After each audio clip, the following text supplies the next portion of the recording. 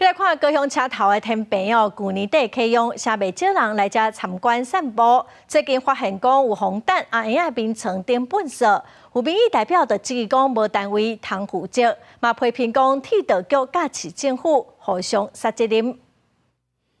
物件顶甲规个放伫高雄车头厝尾顶的凉亭尚无一个月，才有可能是假有偏的。民众向台铁抑个高雄市政府反映，说是无人要处理。陈情信呢，从台铁写到市政府，那甚至到后来民众来找议员我才发现说，原来他已经放了1个月了。那台铁推给市府，市府推给台铁，然后两边都说不是他们管辖。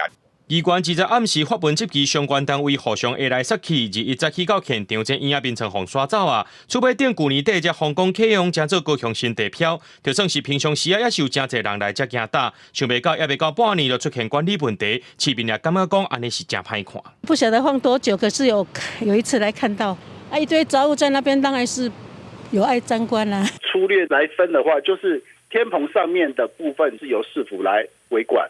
天棚下面就是包含我们的那个云朵天花跟灯，这个部分因为跟车站的营运比较有关，所以这个部分是由台铁公司来做后续的维管。工作人员早起就伫咧厝尾顶的绿植区整理草坡啊，铁道局表示13交通部会期就决议，厝尾顶开放了后，算是市民的生活空间，由市政府负责管理。不过市政府认知无共。天棚上场域因铁道局尚未完成验收接管，故未点交于市府公园处维管。